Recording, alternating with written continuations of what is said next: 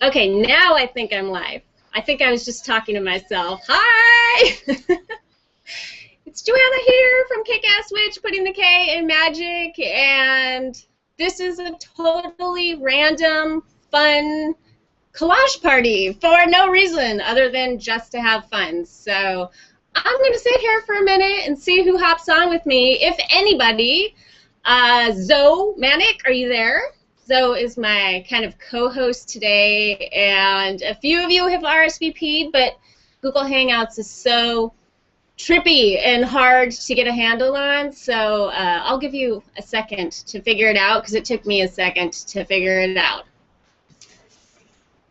Look away. I want to see Twyla Tharp. Oh, that looks backward. I don't know if you're seeing that backwards, but Twyla Tharp has a book called The Creative Habit, Learn It and Use It for Life. And I read this a long, long time ago when it was brand new, because I'm a dancer of sorts.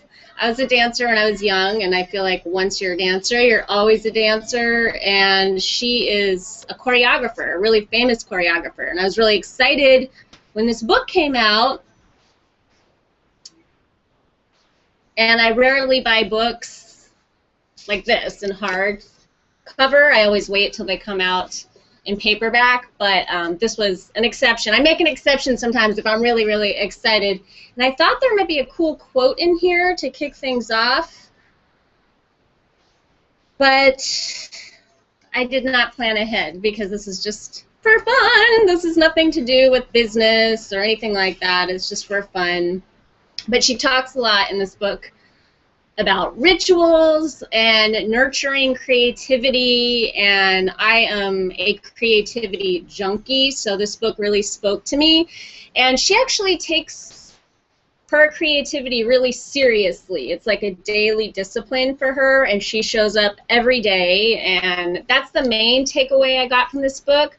But another little FYI factoid that's kind of interesting is I know Danielle LaPorte was really inspired by the look of this book when she created the fire starter sessions. So it looks very familiar if you have the fire starter sessions, and I will show you what I mean. Like rituals of preparation. It's really simple, and she uses, like, I gotta turn this down. It's a party, although I'm sitting here by myself. I kind of feel like the nerdy girl. This has happened to me, by the way, on a number of occasions where I've gotten all excited, especially when I was a kid. I threw a couple of parties that maybe nobody came to, but only a couple people came, and I thought it was going to be huge. I've done that in my adult life, too, especially living in LA, because LA is super spread out. And people say that they're going to be there, and then they don't be there, and you have too much food, and you got the music going, and you cleaned your house for nothing.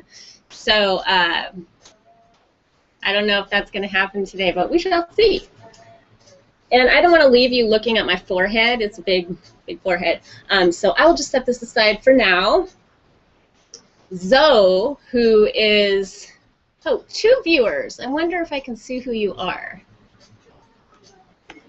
I am sorry, guys. I am not good at Google Hangouts. My only experience with this is doing 4 on 40, and that has not always gone great. Let me make sure that this is, let's see, turn camera off, mute microphone, invite people. Should I invite people?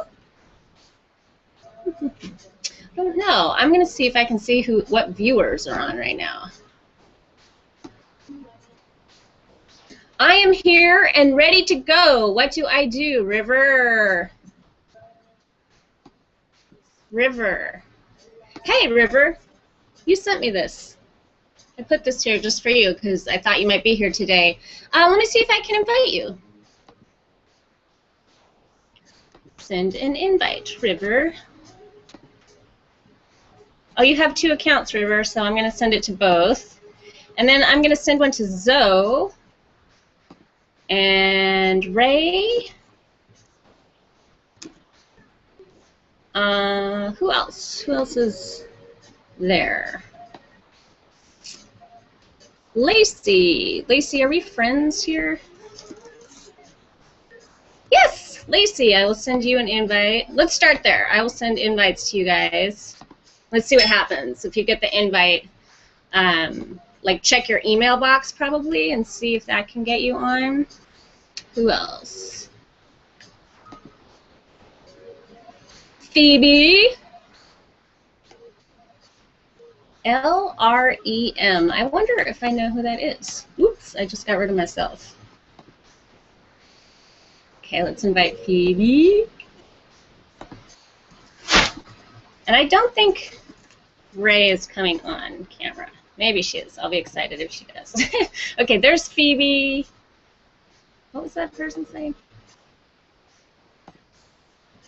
L-R-E-M. L-R-E-M mural. Murel. Oh my gosh, that reminds me of a really funny thing. Mark Maron has this podcast that I'm in love with. It's my favorite podcast, and it's called WTF, What the Fuck? And he has, oh, Zoe! Hi! Yay, Zoe is here, Zoe and Joe. It's the Zoe and Joe show. Let me tell my Mark Maron story really funny because it's so silly and I already started. Is that cool?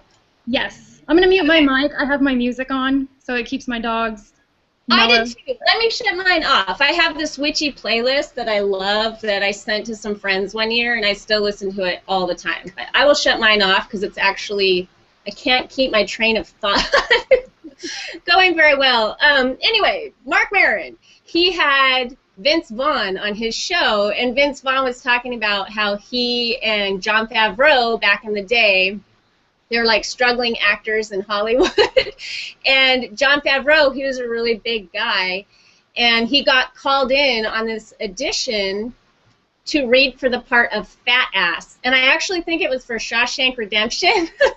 And he was like pissed because I think he kept getting called in for those kind of roles. So he went in there and he messed with the poor secretary or assistant who was in charge of handing the sides out for the actors.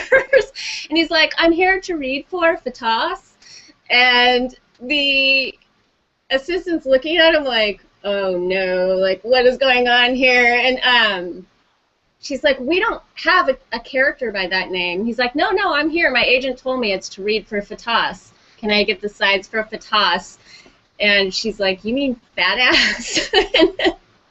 And he acted all offended, and that was like his way, I guess, at getting back at those people and messing with that poor girl's mind. I know she had nothing to do with that, but anyway, that's my story. How are you, Zoe? I'm good. I'm trying to navigate noisy dogs and noisy tourists, so if I'm up and running around a bit, it's me chasing him down with the spray bottle, which has been my handy helper. We have, what do they do when you spray them? What's that? What do they do when you spray them? They stop barking. Oh. It works on my cats, but they just run. I guess it's kind of cruel, but I'm not using like the laser pointer stream. I'm using more of like the and it's usually like right in the butt. So you can spray me right now. Actually, I blame you and your people for what is going on because it's so friggin' humid here. And we had these huge, big, poofy white clouds this weekend that were like in the distance, right around where the Big Bear area was. But we didn't know what was going on, and I'm like, why? Do I feel like I'm in a swamp? Because it's not usually like that here. And then I heard you talking about how you guys had thunderstorms and stuff, and I was like, oh, Big Bear, damn you people. We really needed it, though. What's that? I'm sorry. I said, so I'm super shiny. I have like a napkin here so I can be like, stabbing myself. Hello, I'm here. Oh, River! Yay! I see River's art supplies. Yes. I tried to put a sign, but it's backwards. I can't figure out how to flip my camera around. It's not backwards for us. Oh, really? Yeah. Okay, you can read it? Yes. Good, cool.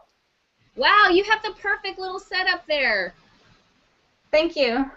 Yeah, all my glue sticks dried out, so, and you know what? So I made a little handy agenda for us that I sent to you, and then I didn't pull it up on my computer. Maybe I'll do that if we get stuck, but I will show you my supplies here. This is like my main, Oops, I just tipped myself. This is how I get it done. And I am a super insane collage person. I don't know if you guys saw the blog post I did where I shared some of the blogs, but these are some of the journals I have made with collage.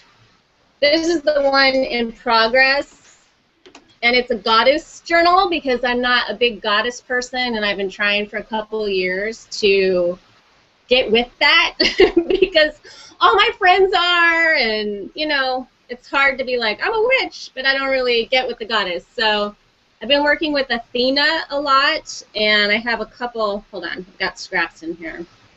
I will show you what I have going on here for Athena. This is the one that I shared in our group, Zoe. Oh, nice. Oh, hey! Yes, this is so awesome. Introduce yourself. I won't sit here doing this. Okay, I'm River, and I'm a friend of Joanna's, and I used to be on YouTube, but I'm taking a break, and I don't have my face on here. I wanted to show you guys what I'm going to be doing, so that's me here. Yay, is that Ray? Yep, hey, can you hear me? Yeah. Okay, yay! Oh my gosh, this is our first face-to-face. Yes! Yay! Okay, introduce yourself. I'm Ray, and I know Jo from Sad to Sexy, and I did a terrifying tarot reading for her, not knowing who she was. Oh my gosh! Oh my god! Why did I put that together in my head? I don't know. Oh my gosh! Because it was for Flora. Yes! But this whole time, Ray, that we were like joking on the internet and stuff, I have not had that in my head. That was a really good tarot reading, actually. I was really impressed. Oh, I was terrified afterwards. I'm like, she thinks I'm a fraud. It was so accurate. It was really, really good. It was so cool. That was awesome. It was a good time. Yeah. Flora Peterson, she does her Flora Sage therapies. She certifies people to be intuitive readers, right? Is that what you were getting your certification in? Yep. Yeah. And I like volunteered to be the person that you called to get your final like whatever level of training in. Yep. And it clicked like right just when you went, do you know who I am? And I'm like, no. Oh, shit. That's so funny. Yeah, I did that, and then, well, because she was saying all this stuff, and it was like so right on. I just in the middle of it was like, wait a minute, do you know who I am? Because it just seemed like so accurate. She's like, no, and I was like, oh my God, it's Joanna, and that was awesome. I'm so happy you're here. Thank you. I'm excited. You're so artsy. I'm like, I gotta learn something. I know. So, okay, I will let Zoe introduce herself, but let me show you my Athena in progress. Oh, that's cool. Yeah. Athena in progress. This was actually Madonna, I think, in, I don't know, some fashion magazine. And I gave her like a owl mask, and she's got owls sitting on her and stuff. That's awesome. Yay! Cool. Zoe, do you want to tell people who you are since you're technically the co-host today? Sure. I'm just here to play, though. So I'm Zo Manik. That's obviously not my real name. My parents are not that cool. Well, they are, but it's my energetic name, and I really don't know how to navigate real life with it. Anyways, I know Jo from lurking her YouTube videos and quietly thumbsing them up. This is my first time playing with the Psycho Spiritual Wheel module, the summer module, and I still haven't done the mugwort. Instead, I imbibed with some port last night, and then I also have not done the manifestation box. I can't find a box anywhere. It just eludes me. I look around the house and I can't find anything, so I've just kind of set that aside for now. But actually, I kind of want to show off my little space over here too. I'm spread out on my, I don't know, I'm on the computer, so the screen's a little weird, but can you guys still hear me? Yep. Okay, yeah. cool. So I spread out wide on a table, and I hate having magazines just loosely tossed around. So what I end up doing is, this is so OCD, forgive me, but I'll collect things and then I put them in manila folders. Mm-hmm. And so my spread is like, I have 2 manila folders that are like whole image and other, so it just doesn't fit in any of the other categories, which I color coordinate. So then the next folder is like filled with things I've cut, saved, ripped out. This one is like the browns, reds, pinks, oranges, and yellows that more embody fire colors, I think. And then I have one with blues, greens, and yellows, more earthy and water, of course. And then what I call my favorite go-tos, which are purples, blacks, and whites, and grays, which I find super empowering. And personally empowering anyways. It's kind of geeky that I do that, but I also color coordinate my closet, so go OCD, you know. No, I love that. That's why what happened, why we're doing this today, is we were in the group for Psycho Spiritual Wheel of the Year, and we were talking about collage because that was part of one of the projects. And I don't know, you shared a picture out of your art journal, and I was like, no way, I do that too. And I shared a picture of mine, and I'm totally a nerd. Check this out. You are not alone. I have a big old, although you're way more organized than I am. I have, things are missing already. I don't know where my stuff is, but these are some of my folders with my collage. Wow. One day they will be collage. I couldn't find the papaya calendar that you like. You had we were talking about how you don't have to just use magazine tears to make a collage. You could use, you know, family photos, you could use birthday cards. What you were talking about are calendar pages, and I am a fan of this dude. Let me see if I can find Daniel Merriam. He does an Art of Dreams calendar every year. Oh, wow, that's cool. Yeah, it's beautiful. So I busted out my old calendars because I usually get one every year. So you're not alone. I think that's just an artsy thing that, I mean, what do you do with all of your little scraps and stuff if you don't organize them?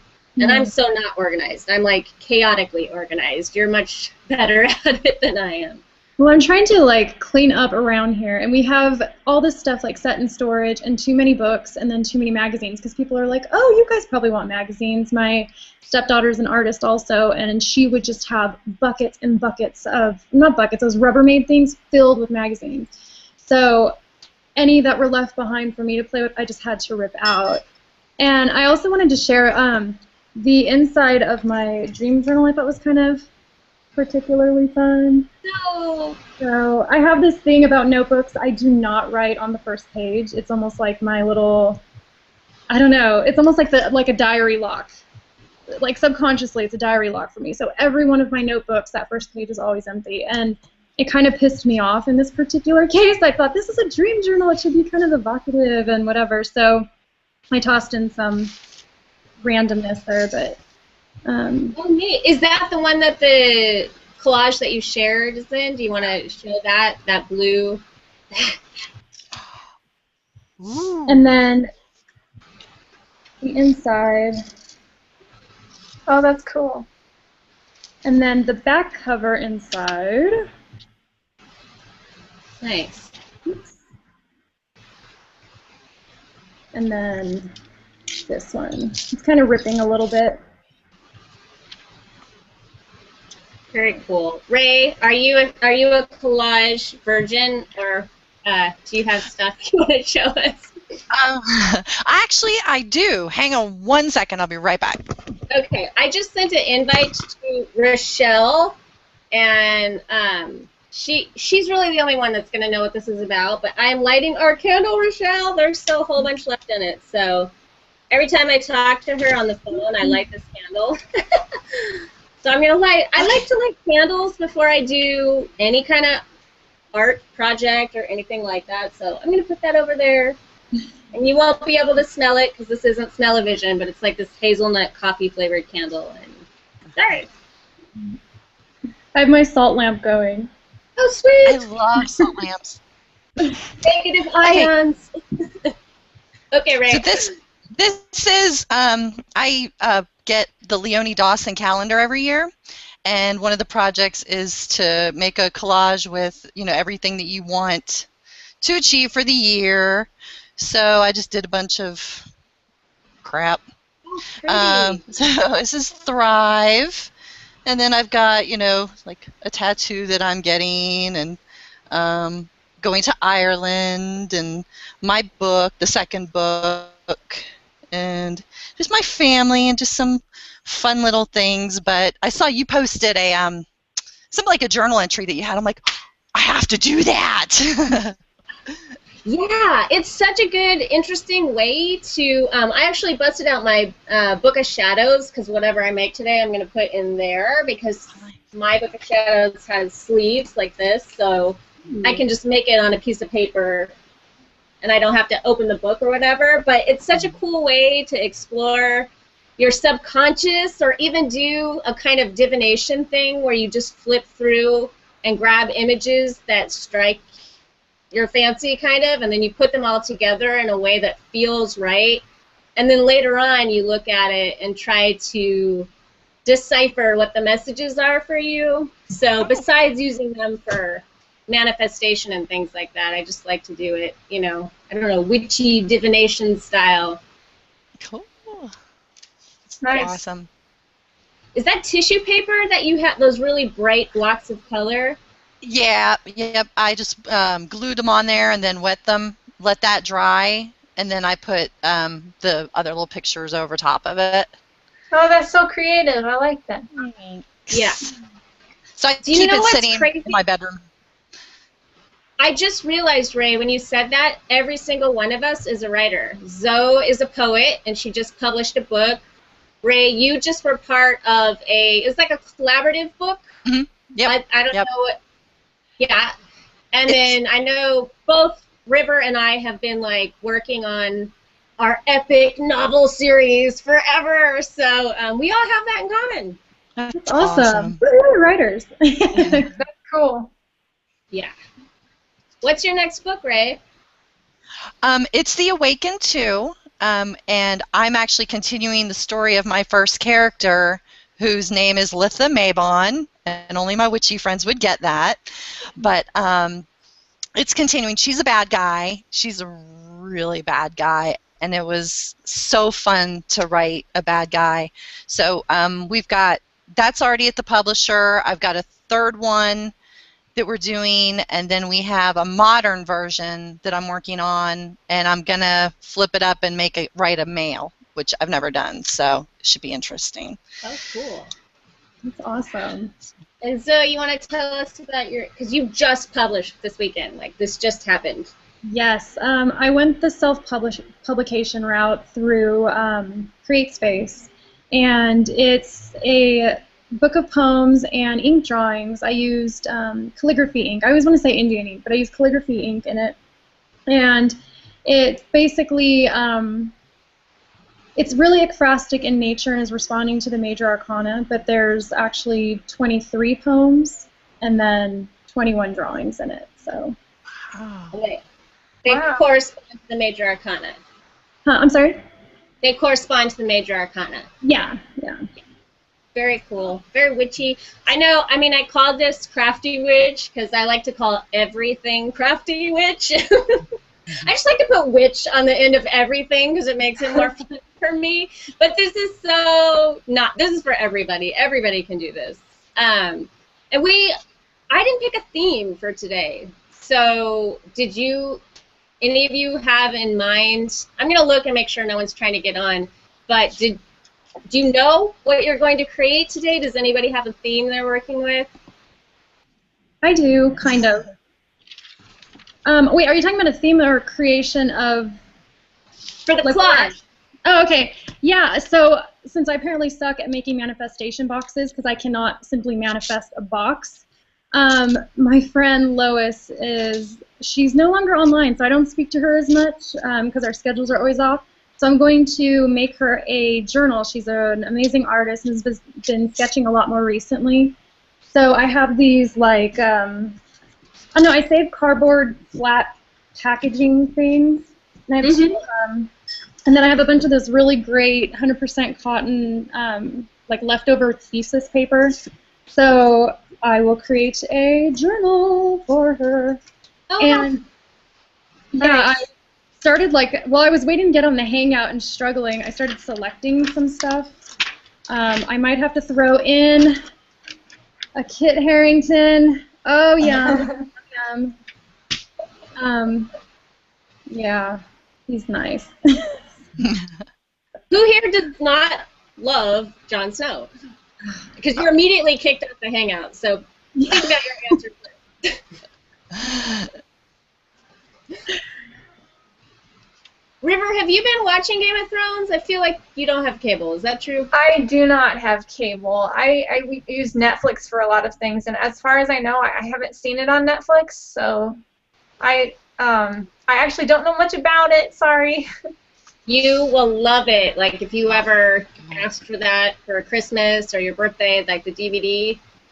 Tea, cheers to anybody who's drinking tea. Tea and candles. I have to have a cup of tea and I have to have a candle going to make anything. The only show that I watch right now is Once Upon a Time, and I'm suffering terribly until September when they start it up again, because the cliffhanger at the end of the last episode was, I don't know, I'm a big fan of Regina. I don't know if any of you guys watched that show, but I was really upset with what happened in the last episodes, right in the last 5 minutes. So we'll see what happens. Do you know what you're going to make? Because we're looking at your... Yeah, my blank piece of paper. I already have a bunch of cutout stuff, like some words from another day that I was doing stuff, and so I might just put words together, but I was thinking about... I've got this big box, and it's a shoe box, but I was thinking about just doing a collage on the top of it and then making it kind of like a manifestation box or something like that. But it's really big, so I could put a lot of stuff in it. But I was thinking about doing the cover of this. So Pretty. It's all weird because it's a shoe box and it's got flowers all over it, but I don't really like the design, so I was just going to cover it with stuff. Yeah, you could leave some little flowers peeking out, too. That would be cool. Yeah, it's a good background. Do you know what you're doing right? You know, I realized I'm missing my stack of magazines. I'll be right back. Ray, can you tell us what you're doing? I have just a little notebook that I picked up at Walmart for a class that I was taking that ended horribly. So I ripped out all of the old stuff, and I'm just going to start fresh, blank slate. And I don't know, I was just kind of looking through here, and a picture of, let's see, Gwen Stefani was the first thing, and I adore her. So I'm going to go the goddess route and kind of take it from there, see where it goes. There's perfume in here that smells really good, but this is from 2007, so I don't think they make it anymore. I like to incorporate, we were doing the manifestation boxes and I used like essential oil. I just feel like when you're doing something creative, especially if you're doing it for witchy reasons, if you're trying to manifest something into your life or you're trying to access the deeper layers of your psyche, I feel like as many senses as you can involve, the better. But smell for me is always one that's pretty major. That can really like take me away in a way the others can't. Smell and dance, I think. Yeah, I feel the same way. Smell is just it's a big memory trigger, and it also is just, I don't know, I feel like there's certain smells that really connect me to the divine, so. Jackie DuBois. Sorry. Might be. Sorry, we all talked at the same time. What did you say, Joanna? Do you have a certain smell that you can share with us that you feel like connects you to the divine? Well, I think it's not just one. It's just certain things that remind me of certain memories where I've connected to the divine. So one I can think of is lavender, because there was a metaphysical shop that I went to a long time ago where they had a lot of lavender in there, and it was one of the first times that I was really starting to explore my spirituality. When I think I was like 19 or 20, and it was the first time that I really started getting independent with my spirituality, and so it just reminds me of that memory, and so then it kind of connects me to the divine. So lavender. Very cool. I like patchouli, and I like frankincense, but only the incense. The frankincense resin is like, whoa. It's so strong. It's like a really, I don't know what I'm making, guys. I'm just going to go through my stack and see what grabs me, I guess. It's a mystery to me. I don't know what I'm going to do here. I'm like the one saying, let's have a party. I don't have a plan.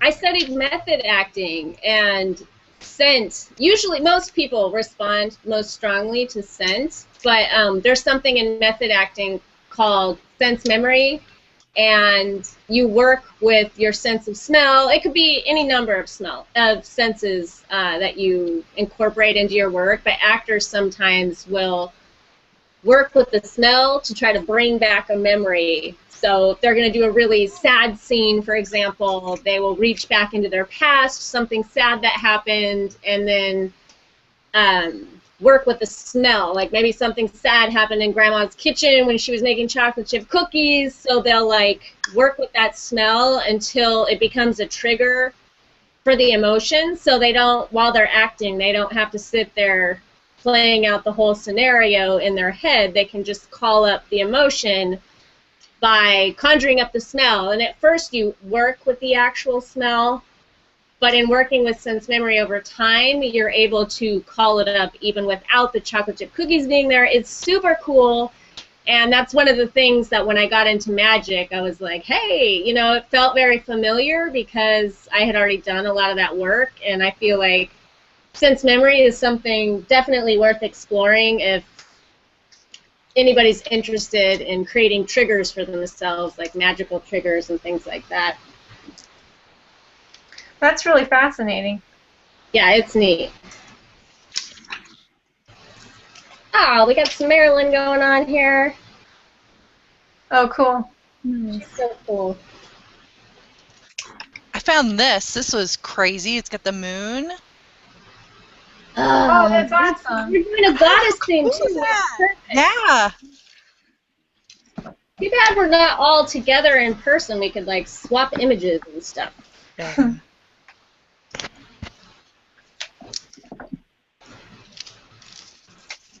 These dogs are being very well behaved, so. It's because the tourists in the neighborhood are being behaved, too. I have this big file of eyeballs because I noticed one day that,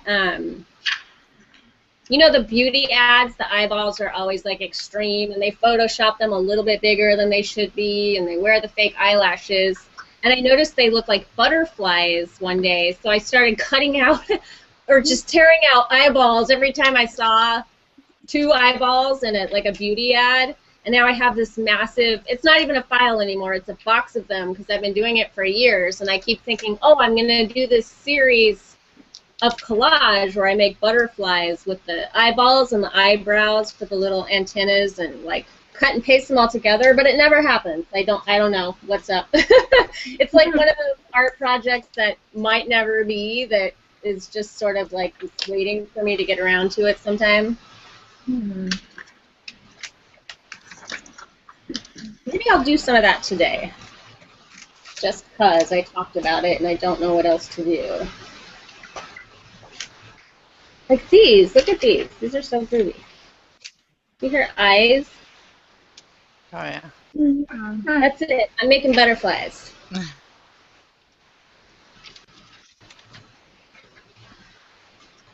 Speaking of eyes. Oh, what is that? Who is that? That's an artist. It's taken from Art News, January 2007. That's how long I keep this stuff. It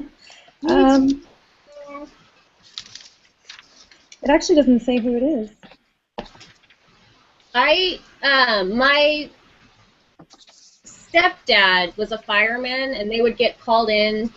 He's got a lot of crazy stories about getting called into people's houses, but my favorites are always the hoarders because it reminds me of the movie Seven with Brad Pitt. Like, they would go into these houses, and they'd be super dark, and then they would have so much stuff, like stacks of magazines, for example, stacks of cans, that you only could walk through like a little trail through the person's house. Like, and one person, they had to cut out of their house because they died in their recliner, surrounded by junk, in front of the television, with her remote control shoved down her blouse. And there was so much junk that there was junk in between her and the television set. And I do have a point. But those stories were always like just wild to me, and I kind of have hoarder tendencies, and I had these stacks of magazines. I just couldn't stop. I just loved them. Around the time that he was telling me all these stories, so I actually started tearing out my favorite pages in magazines and putting them in a file box, so I wouldn't be one of those crazy hoarder people that they have to cut out of my house one day and take some crazy trail to find me. So that's why I have things that date back like 15 years, magazines. It's kind of fun to go through them too and travel back in time, in pop culture anyway, what was going on. I got rid of a bunch of ones I saved, like 17 magazine from when I was a teenager before I moved out to Colorado. I should have saved them for the MC Hammer pants. Right? Oh my God! I should have worn those today so I could model those for you. Oh, check this out. French lavender. There you go. How funny is that? Aw, see, that's why we all need to be around the same table, so you can give those to River for her collage. Yep. Yeah, it's too bad. Yeah, the MC Hammer Pants, Ray posted I don't know, a few days ago, she was like making fun of how MC Hammer Pants are back in style and like how awful it is, and I was like, I love them! I've been rocking those for the last year! And I have, it's true.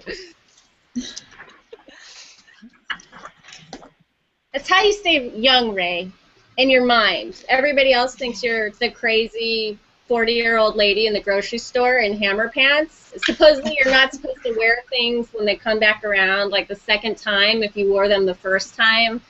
But I don't care. Why? Why is that a thing? I don't know. I guess I think it's like you have to cut your hair after you turn 40, or go with your skirts below your knees. It's how you wear it. Like, you can't wear like gold lame hammer pants and then wear like a Bill Cosby print shirt, and you have to. Is that a challenge, though? What? Is that a challenge? You have to wear like black gladiator sandals and a plain white T-shirt, and then like some bohemian hippie necklaces. That's what I tell myself. And then what's the best thing about it is the loose baggy crotch on a hot summer day. There's like nothing riding up anything. It's like all just like woohoo! Like we're. The styles are a lot different out in Colorado than they are in Florida.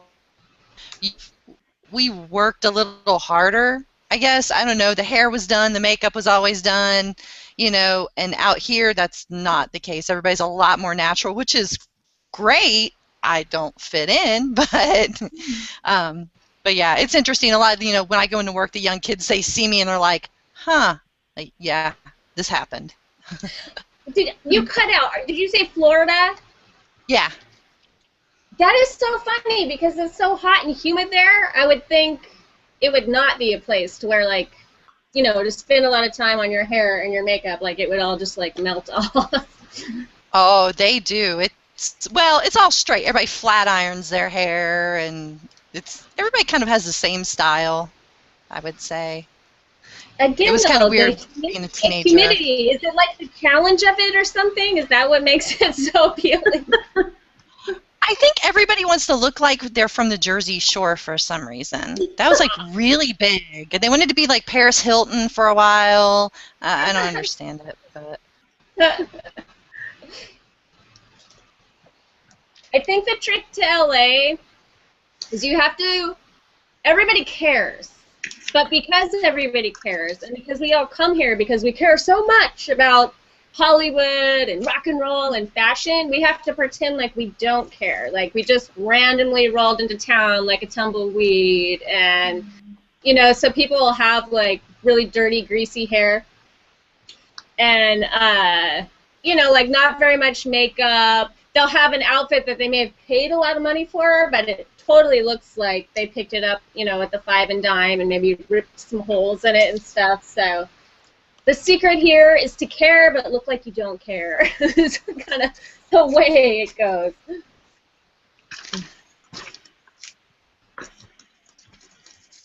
So in Big Bear, what is up with you, Zoe? You've got the Betty Page bangs and that amazing snake tattoo on your shoulder. Is there like a rock and roll vibe going on up there, or are you the only one? I think my husband and I are about it, but I don't know. There's a few of us up here. I don't know. I'm actually trying to do something different with my hair. I've been wearing the same hairstyle except for one short cut in between for like over the last 10 years. And yeah, so I'm kind of over it and I'm trying to figure it out. So this is so sad. I feel like I've hit this point in my life where I have no bearing about me as to like what's gonna look fun and still, you know, not. I have this line where I don't want to do the soccer mom thing, and then I don't want to do like, you know, how you had mentioned, being that person who's like wearing the gold lame pants and the Bill Cosby shirt, you know. So yeah, so I was asking my stepdaughter, what should I do? What should I do? And she's still trying to help me come up with stuff, but. How old is she? She is 21 in October. Oh, she's a good person to ask. Yeah, yeah, and she works at Urban Outfitters. Oh, and she's a fashion designer, fashion art major, super fun. Yeah, she's pretty rad. So I'm always asking her for advice on make me cool, keep me cool. Yeah, you totally scored in the stepdaughter department. I was just in Urban Outfitters this weekend. We went to the Americana here on the 4th of July, which is this outdoor mall that's super corporate but so cool. I love it. I can't help it. And they have at Urban Outfitters, and I don't know, the music's like pumping and all the clothes look like Coachella, hippie, I don't know what. And my son and I stood there like smelling every single perfume and body lotion and cream, and I wanted to buy everything because, I don't know, something about the atmosphere just like tweaked me. But I noticed they had these shorts that were like almost up to your vagina. I mean, they were like so freaking short, and then on top of being that short, they were lace, so they had like a huge lace border, so you have to have really nice butt cheeks to pull that up, and a lot of confidence.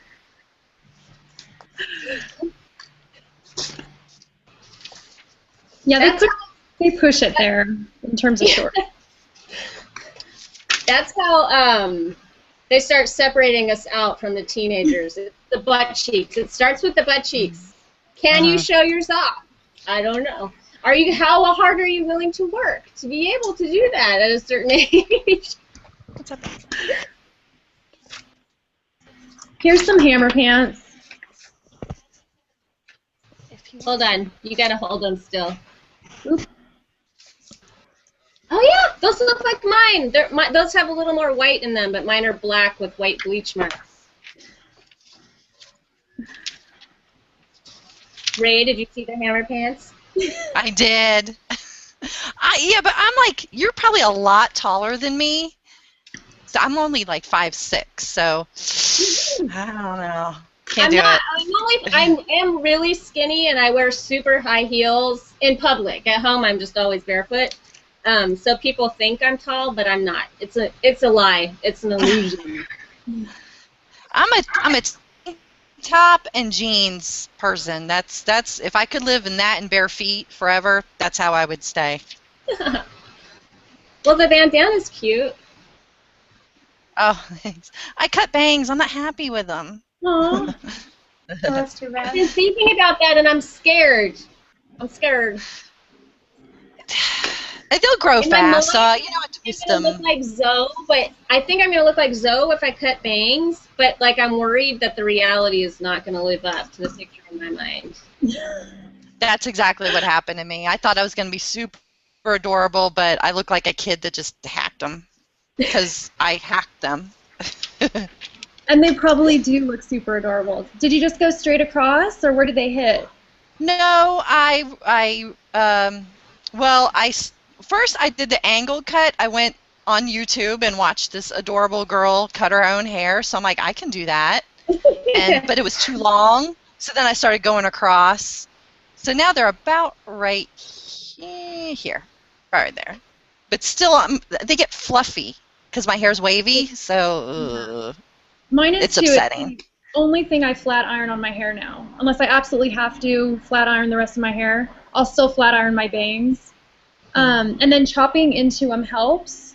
Or the trick that I can never get right is, like, you take your bangs. I can't believe I'm going to show my forehead in public. This is crazy. It's been like 10 years. Oh my gosh. Oh my God! But if you put your fingers back and then, like, lift up, I don't know if you can see because of the lighting, but as you lift up, my hairdresser used to, because I would screw my bangs up all the time, so she'd have to fix them.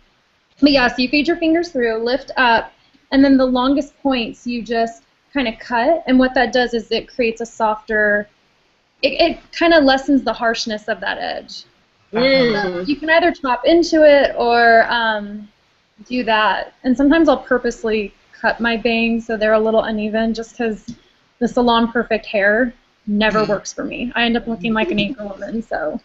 Oh, cool. I'll have to give it a try while they grow out. And then I was watching Courtney Love this morning. She has a YouTube channel now, and she talks. It's so smart. I think a lot of celebrities are going to do this, but right now Russell Brand and Courtney Love are doing it, where they talk to their fans on YouTube. It's funny. And she had, but what I know, she had her bangs. It looks cool in pictures, but they were like in her eyelashes, so every time she blinked, the bangs were like, you know, like stuck in her eyelashes. You just want to be like, ugh, get that out of there, you know. Oh, do you remember when she got that beautiful bob with the bangs back? Juan. Oh, she's so gorgeous. My mom got that haircut, and she called me. I'm on my cell phone. And Mom goes, yeah, the hairstylist said I have the new Courtney Love haircut. And I was 20 miles away. I had to turn the car around and go see because it was awesome. Yeah. You know what? I'm probably saying his name wrong, but I love him. The makeup artist, Kevin O'Quan, I don't think he cut her hair, but he gave her a makeover. And then whoever cut her hair, she came out in that, like, white dress at the Oscars, and it was like a whole new Courtney. She looked so pretty. Beautiful. Yeah. She also, which is totally crazy, has managed to pull off plastic surgery in a way that most people can't. And, like, she looks prettier. Like, she got it done and it looked pretty. And I was like, oh, my God, that never happens. Because usually you do stuff to yourself and then you just look super wacko. I mean, it's evolved over time, but that particular makeover, I was like, wow, that actually looks nice. She looks all pretty and cleaned up and healthy. And poor Meg Ryan. I know. Here's something kind of fun that I just found. Is Katy Perry in kind of a queen outfit or whatever. I don't know if you guys can see that right, but yeah, can you hold it up like a little bit? Sorry. Yeah, my theme for all my words on here are kind of an independence and do your own thing, freewheeling, being your own person type thing. So I thought a little bit of this picture might be good. On the throne, it says. So. Yeah, that's a good one. That's nice. That's why I like Athena. I've been working with that archetype, I guess. I see it as an archetypal energy. And I have this little chant that I've been doing. I share it in a blog post, but and maybe I don't even have the courage to share it here, but it starts out saying, Athena, goddess of sovereignty, queen of swords, creatrix of wisdom and strategy, and so I like her for that, because she's sovereignty, being your own woman, being your own person, being empowered. For me, that's so much to do with financially, like being empowered and sovereign from the man, from the system, and then just as a woman who can pay her own bills and all of that. Like, that's something that I've always, had that starving artist mentality, and I have suffered, to be able to stay artsy and free. And then, I don't know, I started getting older and realizing that's probably not the best way to be in the world and survive and get glasses when you need them and fix your car when it breaks down. So I really have been thinking a lot about, like, how do you keep your sovereignty as a creative person and make a living at the same time, which is super tricky. Yeah, getting back into writing was the thing that saved me, because I work in insurance and it sucks. It is the worst job ever. And I told my husband, and I agree, if our daughter ever did it, we would be furious, because it's hard work, it's stifling, but getting back into writing and doing all this stuff, it's what kind of keeps me sane now. It's like, I can still feed my family, but I can leave it now, because I know I have something really awesome to come home to, besides the family. That is very cool. Carving out, like, that time for yourself. I just feel like probably everybody has a creative side. We're human beings. I think humans are creative. Even people who don't think they are, they might be really good in the kitchen, or they might like decorating their house or whatever. And I feel like when you cut yourself off from that because of whatever, because you're busy, I feel like a little part of you dies. And that's the collage party. I'm loving the eyeballs. I have this background that I think is kind of cool, but I don't know if it's going to work out, but I might incorporate that. Well, that's perfect with the butterflies. Yeah, I like it. It's like mandala style, kind of, even though it's all yellow. It says, "Odd how the creative power at once brings the whole universe to order." And it's a Virginia Woolf quote. Looks like a yellow iris. As in iris, not the flower iris. Oh, that's so cool, with the eyeball thing. I don't know if I can make something attractive out of this. I'm cutting out a lot of eyeballs right now. Does anybody have anything cool going on yet? Mine is looking funky. I'm still trying to arrange mine. Hopefully I'll be able to start gluing eventually, but I have so much stuff I can't fit it on here. Right. Well, then you can edit it later. I'm a writer who, I love writing poetry and I love writing songs. That is super easy and joyful and a total pleasure for me. But this novel series I'm working on, it's 5 books long, and I think it's Gloria Steinem who said, "I hate writing, but I love having written." And once I started working on this novel, however many years ago, I started hating writing because, I don't know, I think it just brought out the perfectionist in me, and I was, like, once it was all done and I started editing it and bringing out other drafts, I started overthinking it, and then I did not enjoy writing in my journals as much. And I've always been a journaler. I would write, pages and pages. I'd write my dreams, which I still do. But that's when I really started getting into filling my journals up with visual images and drawing and making little collages, because I still wanted to do that for myself and kind of commemorate that moment in time, but I was already exhausting my brain on the writing, wrestling around, with the books. So I just found, like, switching gears into art. Visual art was a really cool way around that. And the writing community is a difficult one to navigate. My cousin, she's a writer, and she writes completely. She does love-inspired romance, which is like religious type stuff, and she like writes pioneer period type, so completely different than my genre. But you know, she's like, oh, you got to get into the writing community so they know who you are, and I'm like, I don't like being involved in communities too much because then people want to give you friendly feedback, and then it wrecks your whole creative flow. It's like, no, I don't need a community. Yeah, like that's tough. Or when you ask for feedback and then you hear it and you're like, fuck off.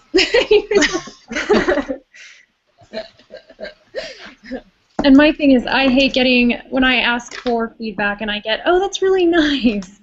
No, just hit me. Hit me with the hardest because you're a potential reader. You know, I want to know what it is that you're sensing from my work. So I try to be aware of that when I'm helping edit. I do editing services for manuscripts or individual poems, and I try to be aware of doing both kind of like quote-unquote editor feedback and then also doing like first initial reader response kind of a thing. You know, because I think both are valid. Your editor is going to have a completely different notion than your regular reader. I mean, your initial reader is going to be someone who's going to go into Barnes and be like, flipping through your book, where are they going to land and what are they going to experience? So, I don't know. Yeah, I think it depends on the person. I would have to really trust. I wrote screenplays, and I gave a screenplay to a boss of mine to read once, and I asked for his feedback, and he didn't like the character names, and I was just like, okay, that means nothing to me. I don't even know what to do with that, you know?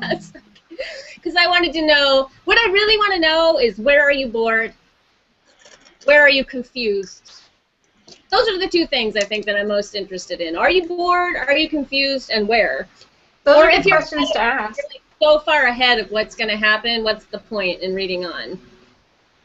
I think those are good questions to ask, Joanna. Yeah. I think those are the ones that they need to be answered. Yeah, and that's where I think feedback is a good thing, but it depends on the person, so, you know, and I definitely wouldn't want somebody to just be like, it's nice is the kiss of death, for sure. Like, oh, yeah. Yeah. I don't want to hear that about my outfit. I just don't want to hear that.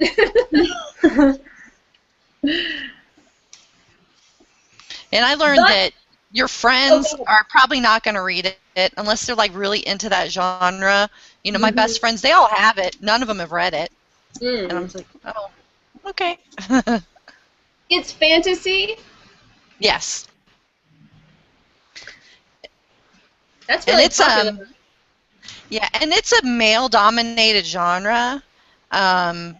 You know, so I've right now some of the other writers, you know, now I've kind of gotten I'm the cool nerd girl.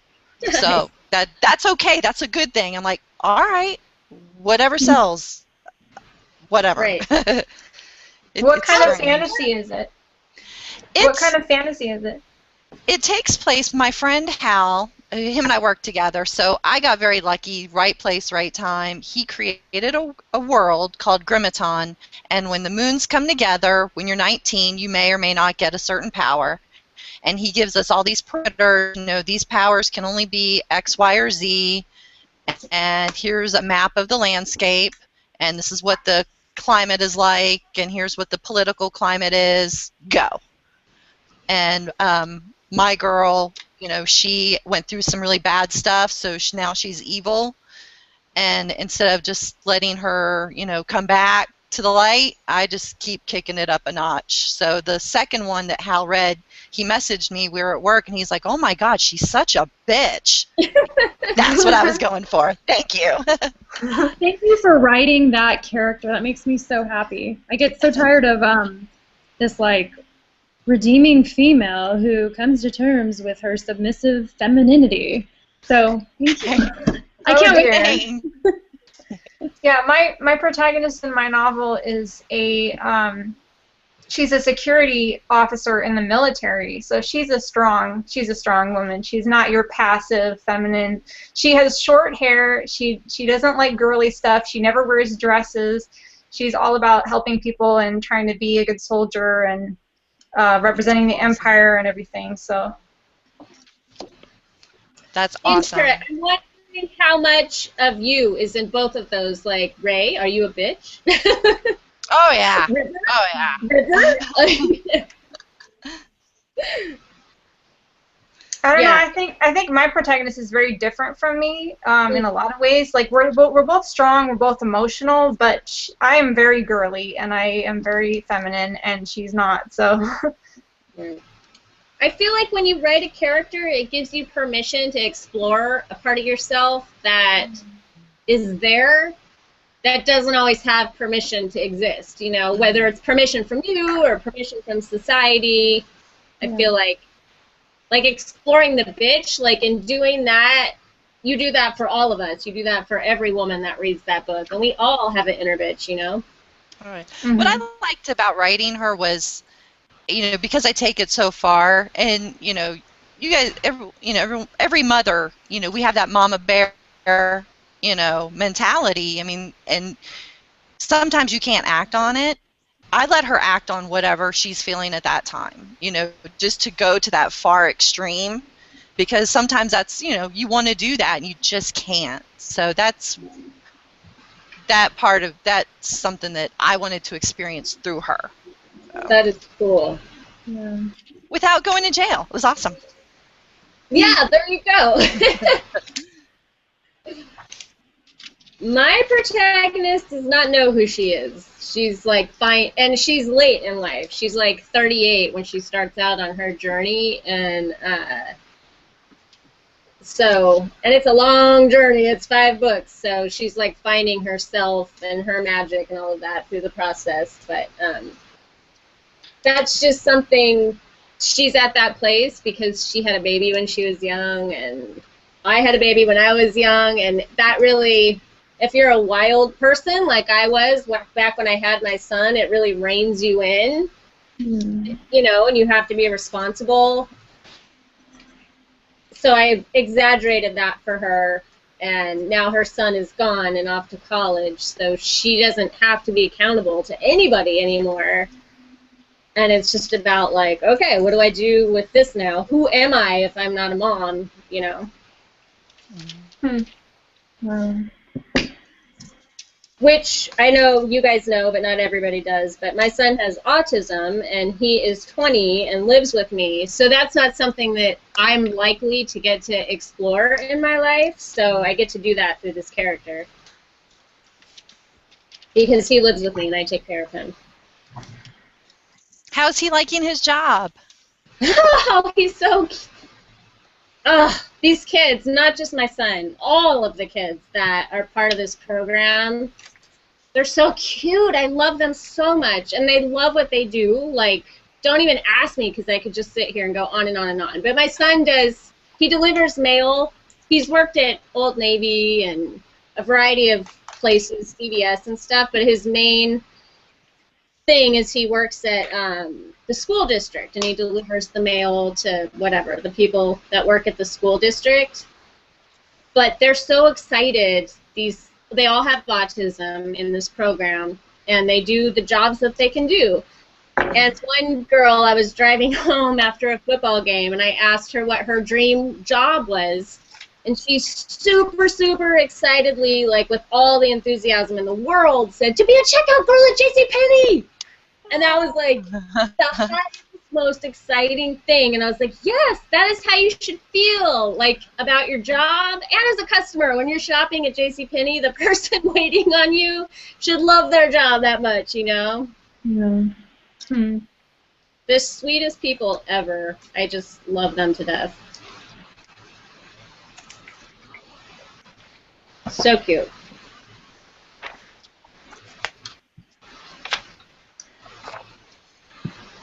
Oh my god, this is so ugly. I don't think this is gonna work. This is supposed to be the body of the butterfly. It is with the eyebrows, and it's just crazy. It looks like Keep going. I'm sure it's the going to be body awesome. part I've never seen yet. It's so ugly. Oh my god. That needs a rethink for sure. I think I'm getting somewhere. It's really busy, but I'm okay with that. I don't know, I'll turn it so you guys can get a better look at it. I haven't glued down anything but Katy Perry yet, so I don't know. Oh, wow, yours is so many words. Yeah, that's what I mean. It's busy. No, it's cool. No, I like it. Eyes wide open. Yeah, so there's a lot of words on there, but I kind of was going for deep message or just, you know, a big punch of words.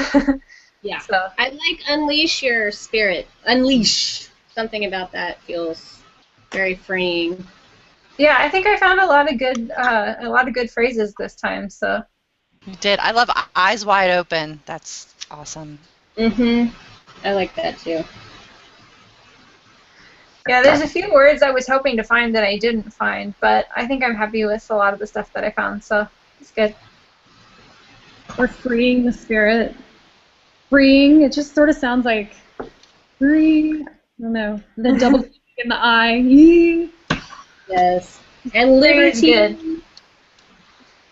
Kind of sounds like we. It's funny. Yeah, I so love. now I gotta start gluing. Oh. Oh, I thought those were glued down. No, I haven't glued them down yet. The only thing that's glued is Katie. Oh, okay. So I gotta start gluing. I'm just arranging them. I'm going to send some invites out. I sent an invite to Florence, if you're watching, and I'm going to send an invite to Gretchel. You guys are more than welcome to join in, but I don't know if you can do that without an invite, so I'm going to send that to you. And then you can check your email. Let me see. Gretchen Saylor. I have 3 things glued on mine while you're sending out the invites. Oh. I don't know if you can tell, those are like love beads hanging. And I thought I would do Kit Harington laying back against them, but I actually want to save him for the last inner page with maybe either this sofa or I have these like cool throw pillows from like a Dwell magazine. I love Dwell. They have great fabrics in there. Yeah. Cool architecture.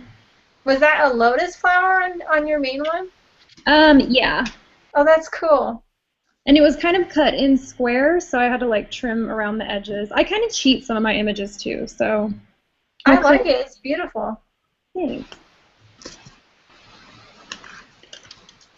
But she's really into like brown tones and things. See, this is where the color coordinating craziness makes perfect sense, because now I can be like, oh, Lois, I think of earthy wood tones and grains and oh, sexy man. So they can all go in their own little. I don't think you should show your husband this collage.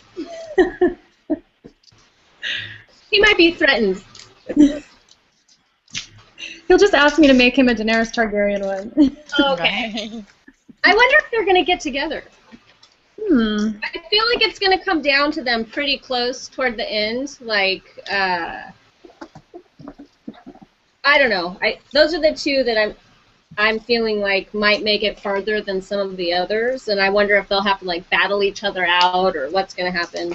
Yeah. Well, he is the ice and she is the fire, so. Well, there you go. Yeah, I never thought about that. I worry. I don't want to get too attached. I'm very attached to Justin. I want him to take it all. Not me. Not me! I want him to take the whole kingdom, all of the, whatever, the throne. We shouldn't really advertise this too much, because if George R. R. Martin's listening, he'll just kill them off. Exactly. Totally will.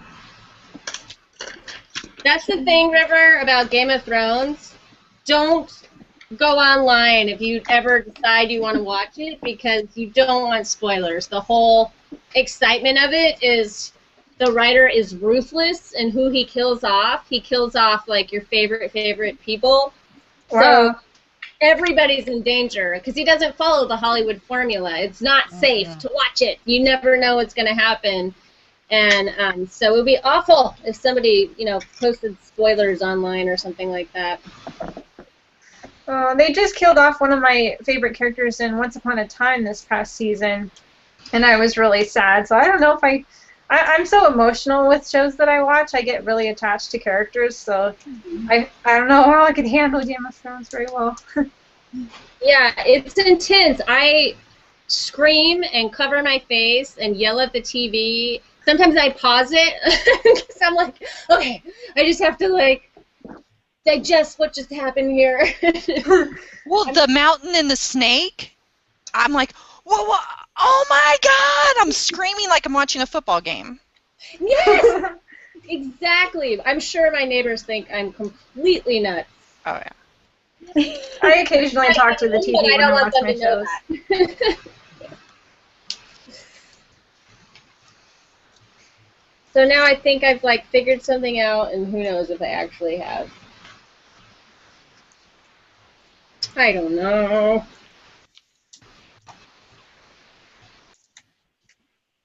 You know, I have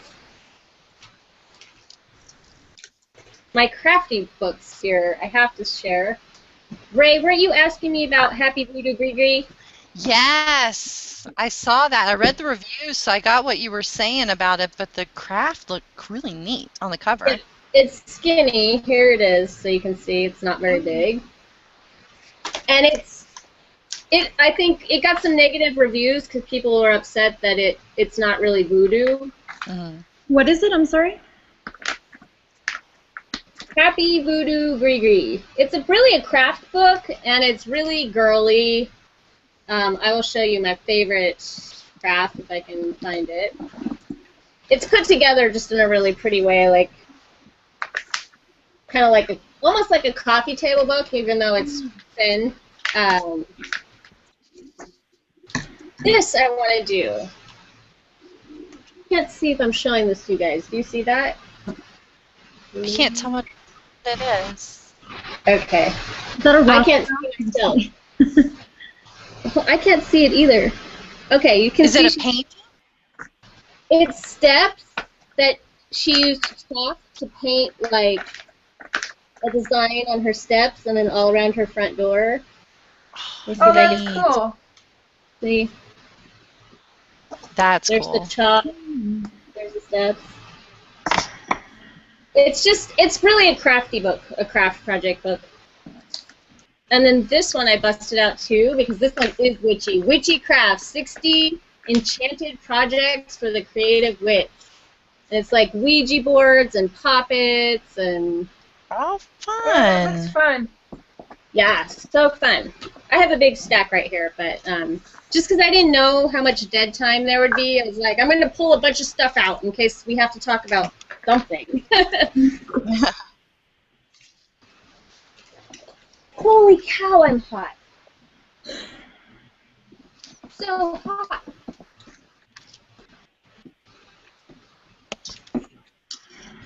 Are you using glue sticks? What are you guys using? Yeah, glue stick.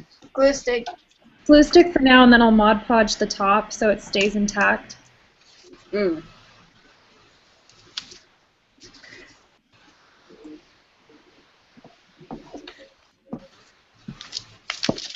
I sent invites out to a few people, and if you're watching and you're feeling shy and you want to hang out with us, I don't know how much fun this is going to be to watch when it's over. Just us sitting here chatting. But if you want to hop on, feel free. We have room for 10. I didn't even know that when I set this up, but they allow 10 people to come on at one time. I don't know, the summer's really slow on the internet, and I'm not going on vacation as far as I know, or I haven't so far. So I thought it'd be fun to have something to do for those of us that are home this weekend, just to hang out, just 'cause, for no reason, you know? Yeah, it's nice. I was really looking forward to it. I've been alone a lot recently, so it's really nice to hang out with people, sort of, even if it's just digitally. Yeah, it's fun to get to hang out with you, River, just because we've been friends for so long, and we never, like, we've talked on the phone and stuff, but we've never gotten to, like, hang out like this. Yeah. It's awesome. Fun.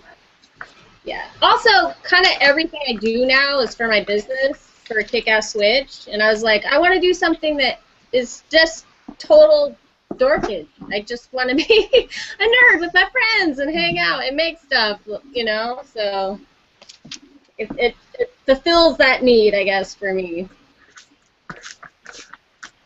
Yeah, I feel like I don't stay in touch with you as much when I'm not doing the Spyco Spiritual Wheel of the Year. I wish I was still doing it. I haven't had the time. I'm trying to take some real serious focus onto my novel because I just reached the climax, so I'm almost done, and I just really want to get intensely in there and finish the first draft. So, how do you guys feel about self-publishing? Well, apparently I'm suddenly okay with it. I know. It's weird though. I mean, because there's such a, I don't know. Some people think that it's sort of copping out. Other people think that it's, you know, screw the corporate publisher, blah blah blah. I don't know. I think to each their own. Whatever seems right. And like with this particular collection of poems, it's certainly the most woo-woo of anything I've ever tried to submit.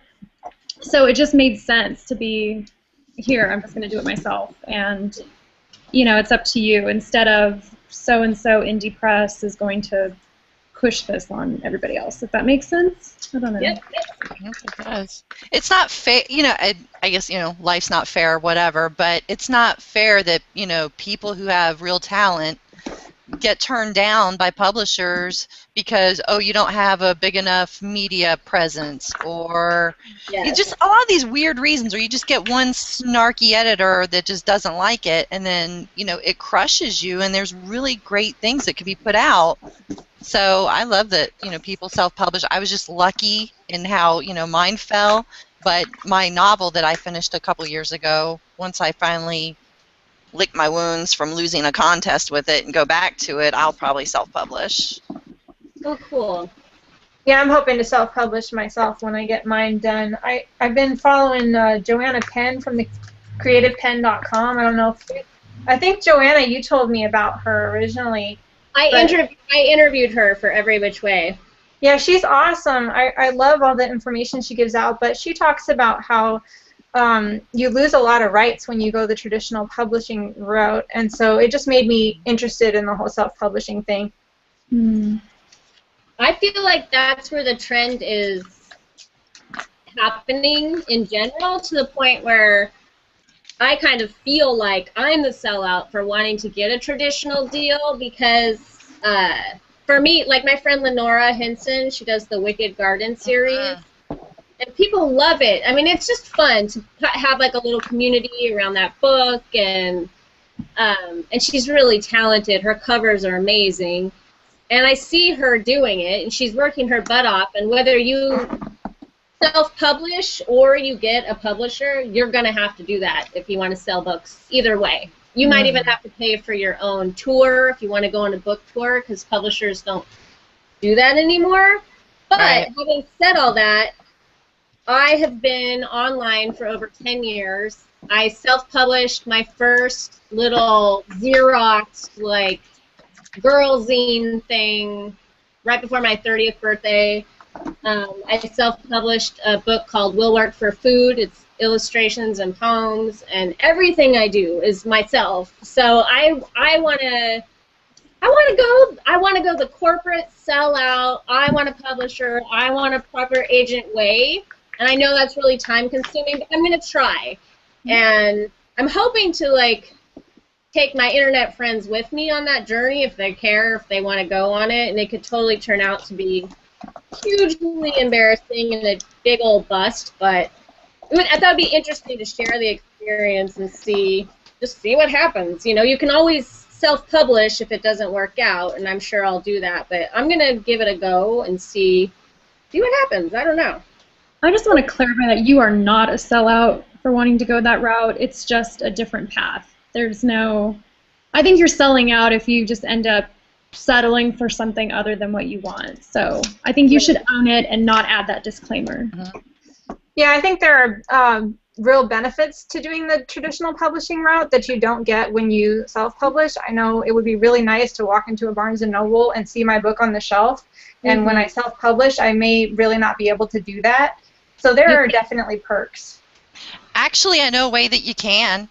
Oh, You really? can, it's a cheater way, but you get with Barnes & Noble, tell them you want to order the book, they get it in, and then you just never pick it up, and there's your book in Barnes & Noble. They put it on the shelf. You're evil, My, Ray! the guy that put the book together, he told me, he's like, yeah, we're going to get it on, there's a Books A Million where we lived, and he's like, yeah, I'm going to get it in the Books A Million. I'm like, how are you going to do that? Because Dark Moon, whatever, our publisher, it's not popular, and he's like, he told me that. I'm like, wow, take a picture, let me know. Wow. So for the series that you're doing, are you all in the same book? So Yes. like, it's one book, and then you're like a section of the book, your girl's story, and then somebody else writes in that same world, but a different person's story.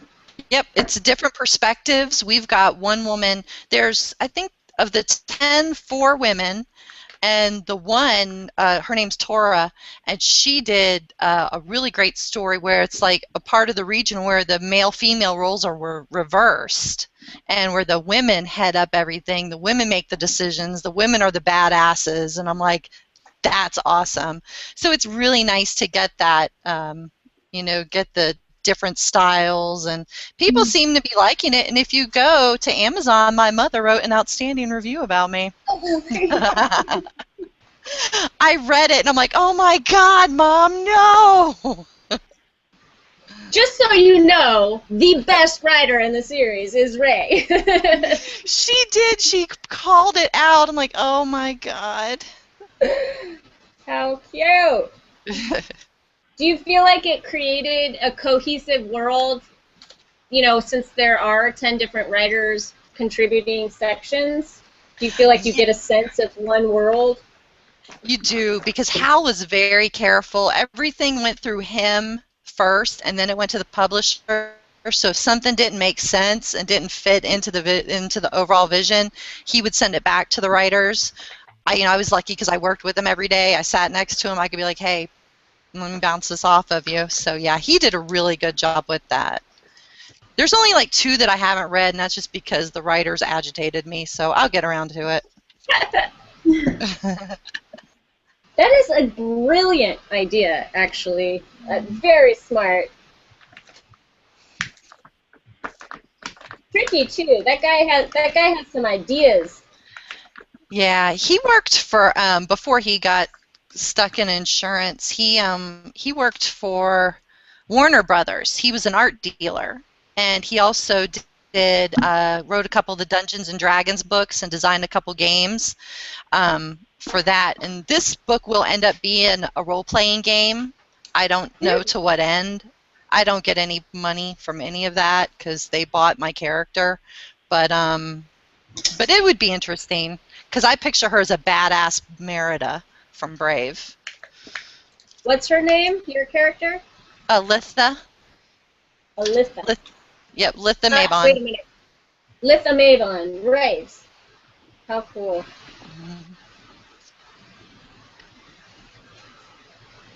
Do you have any plans to branch out beyond that and do like a totally different story? The book that I have that I've written, it's called Elemental Born, and it didn't start off. It started off, I was inspired by a dream that I had because I used to play World of Warcraft, and it kind of started from there. And then I started taking tarot lessons and learning about the elements, and everybody kind of fits into an element, which I later learned was just like The Last Airbender. Awesome. But I still kept going with the story, and it's a little bit of a romance because I was going to try and go the romance route, but I'm just not comfortable with that. I'm not a romantic type person. It's hard to fake if you're not. Yeah. You know what? I don't like. I read Nora Roberts, the first 2 books in this new series she has, The Dark Witch and then Shadow Spells, and I loved them. They were so witchy, and I was like, oh my God, you can tell she knows Wicca at the very least. Like, there's a lot of that worked into the book, and she creates this whole world. So I'm like, what else can I read while I wait for this 3rd book in the series to come out? So I went back to some of her old, like, witchier books, And holy cow, she spends like 10 pages describing in great detail, like, he feasted on her supple breast and they slid together. Like, I'm just like, oh my, I can't sit here for this. I feel so freaked out. I'm not a 50 Shades of Grey kind of person, I guess. But I know people love that and it's huge. But for some reason, I don't have that gene. I don't know why. Me neither. Do you guys outline or you just go fly by the seat of your pants? I'm a crazy OCD outliner. I started in screenplays, and I wrote several screenplays, and that's a 3-act structure. I break it down into 5-act structure because the second act can get kind of long and boring, so I insert another 3-act structure there, so it's really 5. And then that became my style. And I was using that for writing songs and poetry. I just liked it, so it just stuck. I think it's for life. I'm a lifer with that. And I love Robert McKee's story, and you can really nerd out on structure and stuff with that.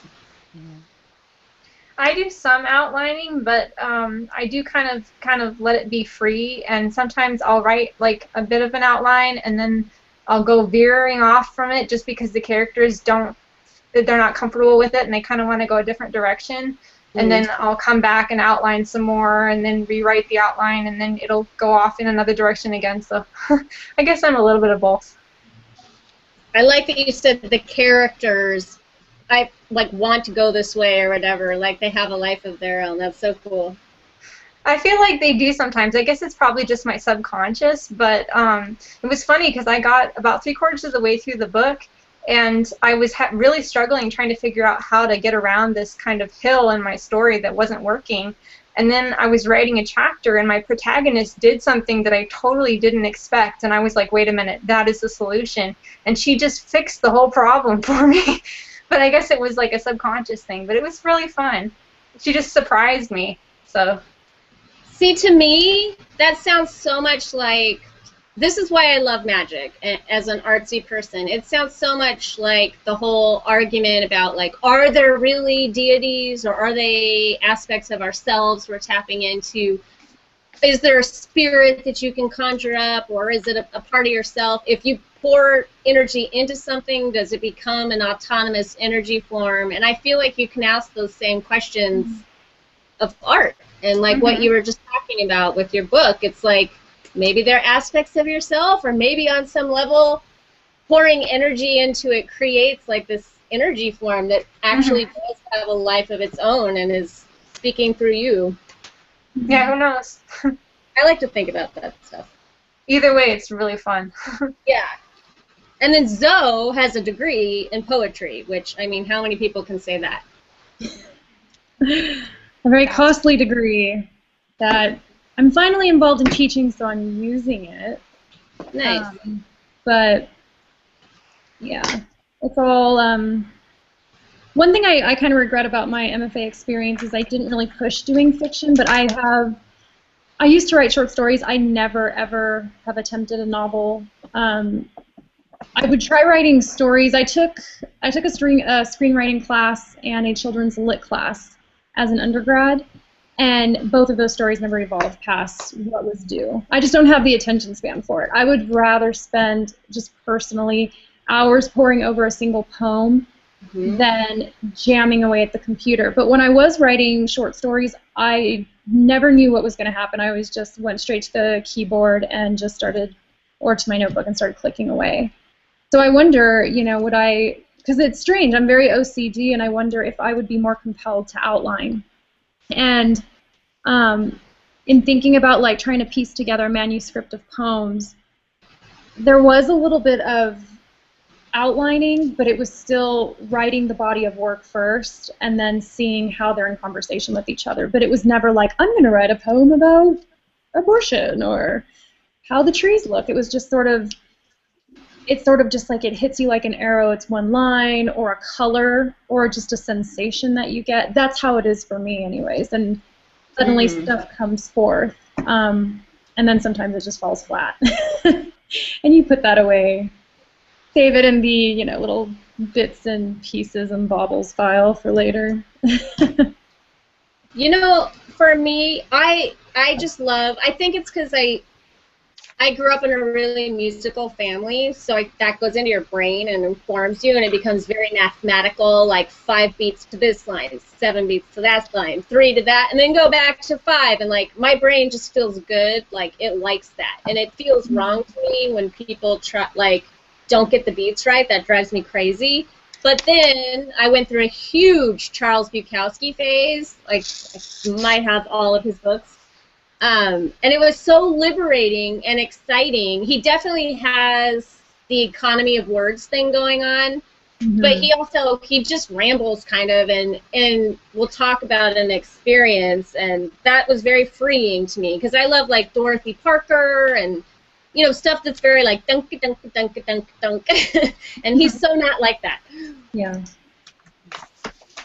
My husband is a huge Bukowski fan, and I was always like, yeah, he's pretty cool, but no, in this house, he's like God. He is the God. Yeah. I had like a dirty old man in my 20s where like I idolized Henry Miller and Charles Bukowski to a crazy degree, to where they'll always be a part of me. But it was like, why is like a 23-year-old girl obsessed with these like dirty guys? Like I don't know what that was about. So I found this picture. I love it. I love this. I love the term. It's a purse, but it's clearly a vagina, but in the South, yeah. Thank you for saying that.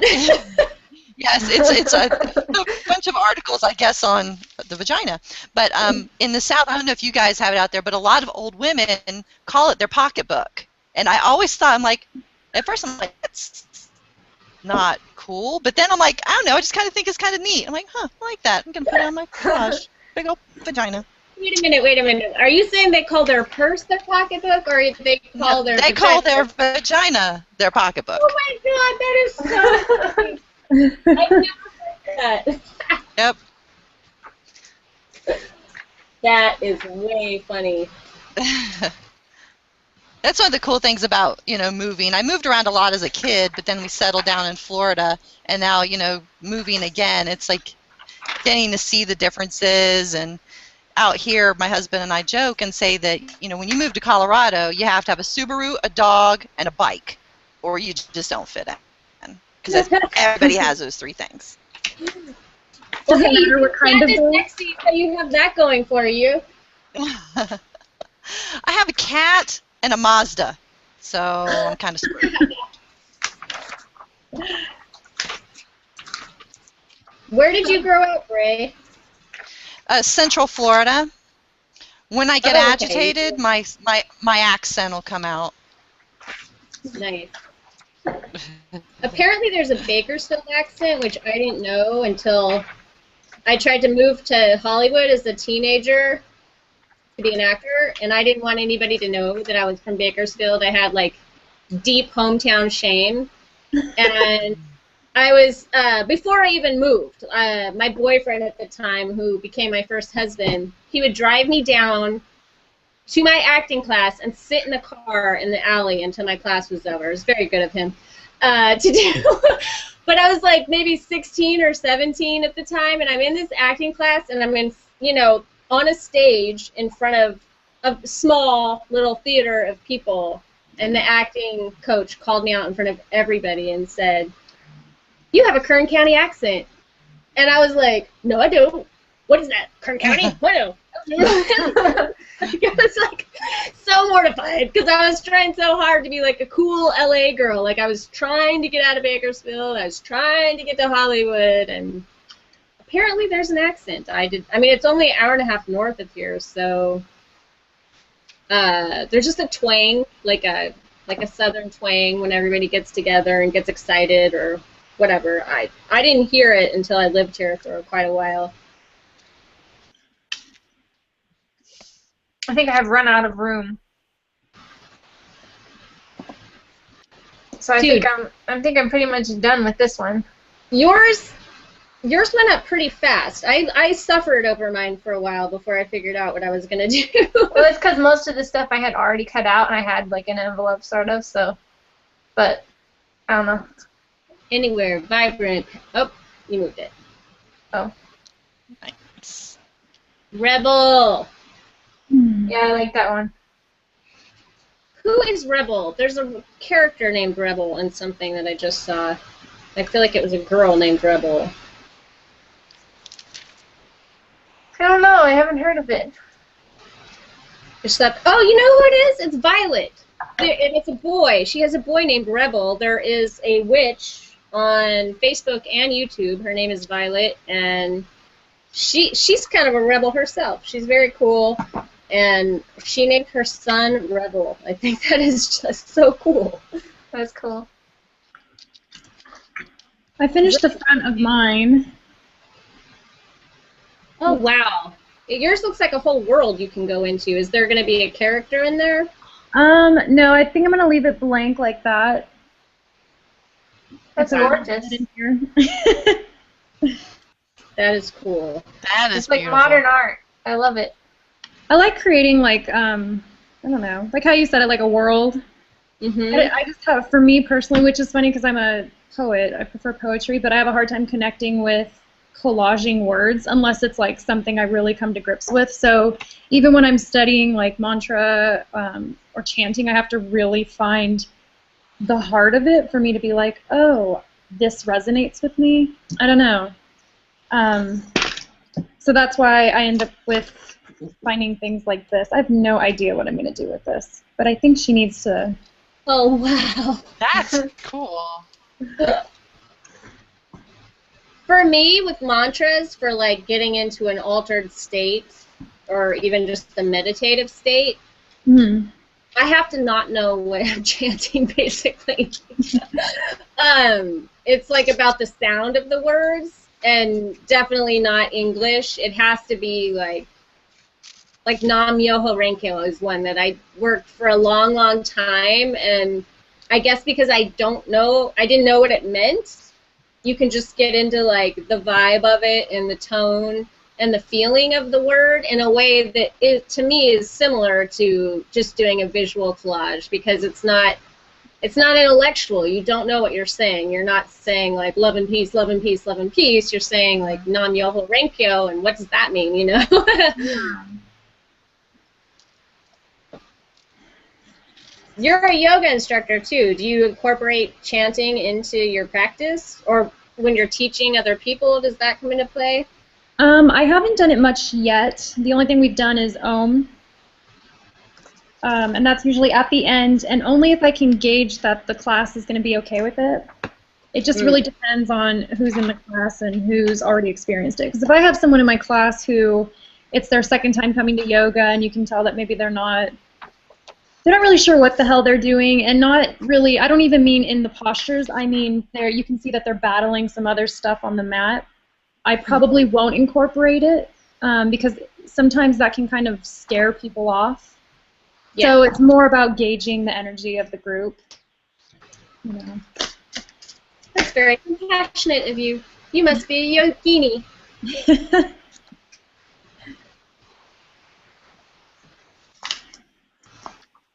Is there a big yoga community up there? I want to say yes. I'm going to be optimistic. Yes. How did you end up there? Why are you in Big Bear? That's funny. I tell people I married into it. I actually was living in Orange County and going to school before I ever came up here, and then, you know, started doing the long-distance relationship thing, and yeah.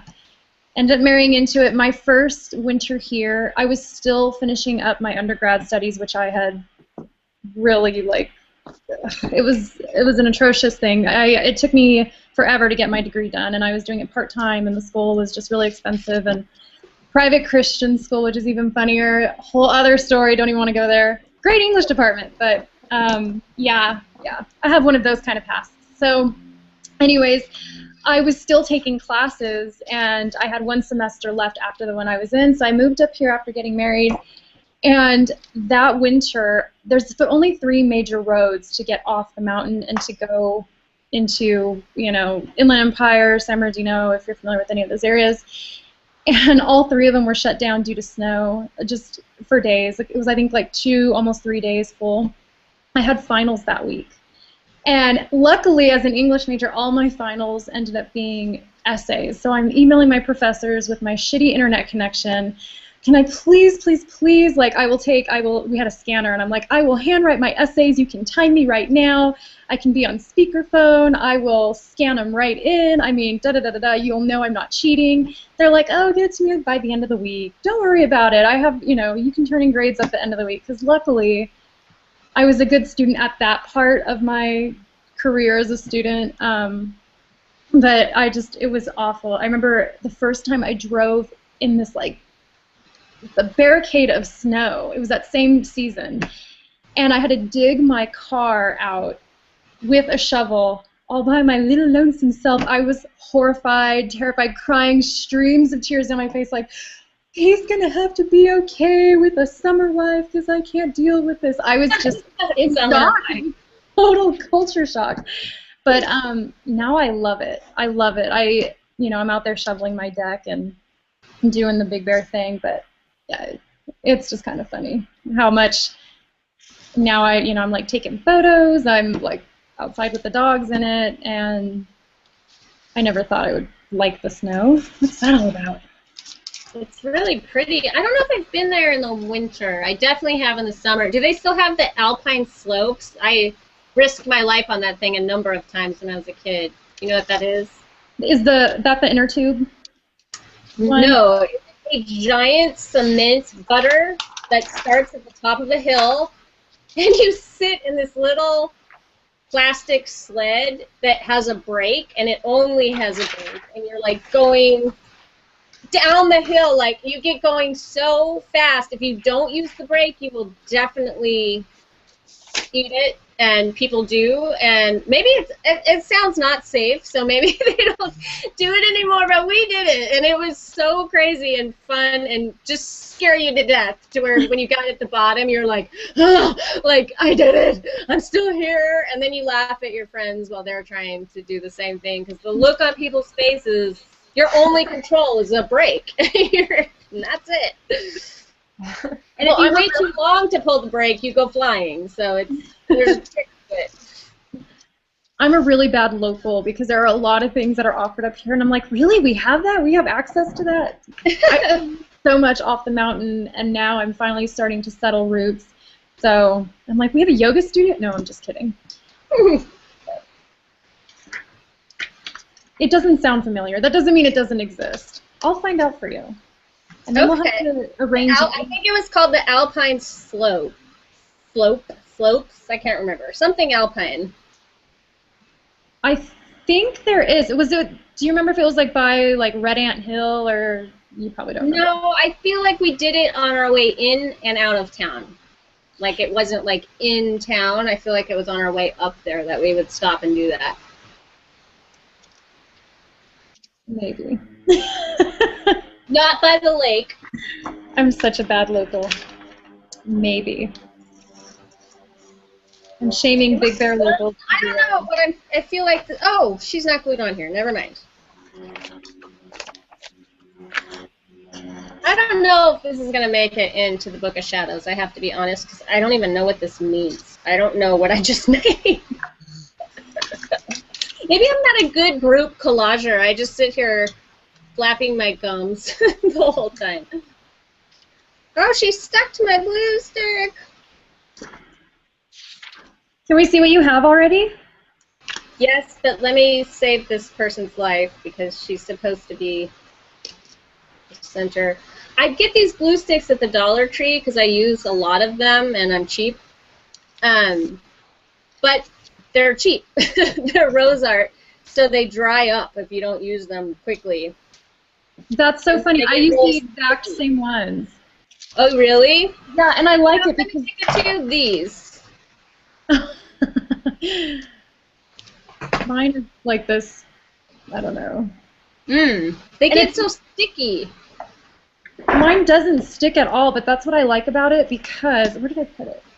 I don't know if you can tell, some of these things are like tucked and overlapped underneath and over and blah, blah, blah.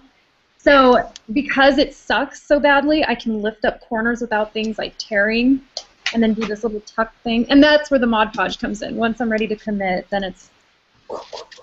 Yeah, I feel like I should invest in quality glue sticks. Mine, they rip the magazine tears sometimes because they just dry out and then they get really sticky. Most of my collages involve either an orange or a yellow highlighter, and then all of my books are just... I've actually upset people. I didn't know people would get so upset about it, but I do a book nerd thing on Mondays where I share like my favorite books and quotes, and I'll show a picture of my book. And there have been comments that I'm a book abuser, apparently. This upsets people, but I write in the margins, and I highlight, and I dog ear. Sometimes I doodle, but it's all out of love. It's always because I love a book. It's not to be abusive. Okay, so this is what we've got so far. That's so fun. I like it. Oh, cool. I don't know what this means. There's like a dancer in that butterfly, and then this is a girl who's sitting. There's a dancer in that butterfly. It's gorgeous. I love it. Beautiful. No, actually, Joanna, I was going to say that you're posting those book nerd things with all your highlights and stuff. It inspired me to start doing the same thing with the books that I love, because I was like, hey, that'd be so much easier to like find the quotes that I love if I highlighted them. So I started going through my favorite book and like doing that, and I was like, this is so cool. Yeah, you know what, too? I was so mad when I first discovered that, because I was like, oh, why hadn't I been doing this all along? Because it makes cliff notes for yourself. So later, when you want to, maybe you don't want to read the whole book, you can just go through and read what you thought was significant about it, and or you know, favorite quotes and things like that. So that's why I like that. Yeah, I think it's a great idea. Yeah. And I don't think it abuses the book. I think it affirms the book. It says to the book, I love you so much that these are my favorite parts. Yeah. And it becomes part of you. You know, you become a contributor. It's like a collaborative experience with the writer. Or that's what I tell myself. You know what I did recently? I chickened out because I think, you know, book burning is evil, but I had this book, Unlock the Secret Messages of Your Body. And I wrote about it like in a newsletter and stuff, because when I get really excited about something, I have to talk about it till people are sick of it. And it's like, it was all about unlocking the secret messages of your body, and it involved, you know, just doing some work, like asking different body parts to say things and stuff, and exploring past memories you might be holding. And then it started getting really personal, and I was writing in the book instead of a separate journal. And I got like to where I was like, I don't know if I want to write this in permanent ink where somebody could actually read it one day. So I'm like, I made an agreement with myself that I would, like, no holds bar, completely write the honest truth, and then I would burn the book when I was done. And then, so I did the whole thing, and then I couldn't burn the book. So now I have this thing laying around that I don't want anybody to ever see, because I can't bring myself. It feels wrong to burn it, but I did promise myself I would do that so that I could get really honest, you know, and really, really real with it. So I don't know what's happening with that, but. Would you ever burn a diary or a sketchbook? I have, yes. And when I met my, I've been keeping diaries since like the 3rd grade, and I had a big move where I lost most of them, and I was terrified about people reading them more than anything is what I was upset about. And then when I met my husband, I was working at Warner Brothers. And he was not working at the time, and he would go into my apartment when I wasn't there and play guitar and hang out, and I was so upset by this because I'm a privacy freak, and I just had visions of him reading my journals. And because I lived in an apartment, I couldn't make a fire, so I got a trash bag, and I poured condiments all over my journals, like pickle juice, ketchup, mustard, like I made sure all the pages and like everything was ruined and the ink was bleeding. And then I like put a whole bunch of trash on top of it and then took it out to the dumpster. And I don't regret it because there were things in there that would hurt other people. Like if I died and, I don't know, certain family members, or maybe my son, because it was, it chronicled some really hard times in my life, and I would hate for somebody to read that and be like, wow, this is what she thought of me, or this, she had this feeling, when it was really just getting it out onto the page. It wasn't necessarily representative of how I felt about those people, you know what I mean? Yeah. Yeah, I told my family, I've journaled for a very long time, and I told my family, if anything ever happens to me, you need to just destroy my journals. Please don't read them, because they're not a good representation of me. They are me when I'm expressing strong emotion. And so, like you said, it's like, it could hurt somebody because it's just you getting it out, and it's not necessarily, your composed self where you're actually being loving like you want to be on the outside. Right. Totally. It's just catharsis. Yeah, and sometimes, I don't know, I've just been a person who feels compelled to get that stuff down, and then I live in paranoia afterward. It helps me to see it. Like, if I don't... Collage can do that, too. If I don't really know what I'm feeling or why... You might, by the end of like a really good collage session or a really good journal session, it can help you understand yourself, or at least for me, that's what it does. Mm-hmm. So you're still cutting. Me? I'm starting on an interior. So I finished okay. I'm making the journal, and I want to do the outside cover. So I have technically 4 pages. Very But look cool. what I just found. My rock god. My rock god. I love him. In case the whole world doesn't know, I love him. He is the coolest, most exciting, most fun person on the whole planet ever, ever, ever, for all time. Yes. He, to me, is like, represents the dream. And it doesn't have to be rock and roll. It's just a person who's so excited and enthusiastic about what they do that they have to do it all the time, and they like suck other people into it, the way he works with other people all the time. And his music to me is so much better than a lot of other people that I think are excellent, but his goes up another notch because I think it's just coming from a place of pure joy and fun. He's enjoying himself. He's not trying to impress you, and I love that. Yeah. And there's this sort of like quality about him that's very, I don't know, it's like up there with Johnny Depp, this sort of like, this primitive physical attraction thing, you know?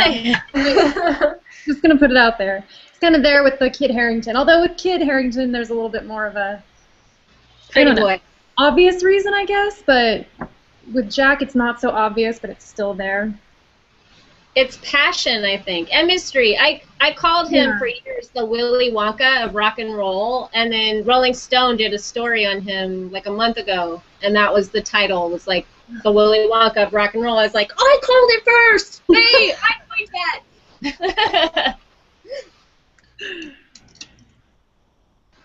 Love him. Love him. I'm going to show the people that are watching that aren't crafting with us another crazy book. There are 2 of these. I don't think they're in print anymore. I bought this one on Etsy.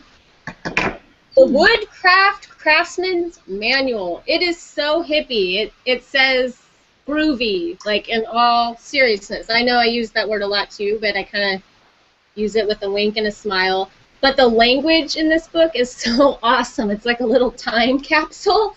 But then they show you how to like make, oh here, what is this?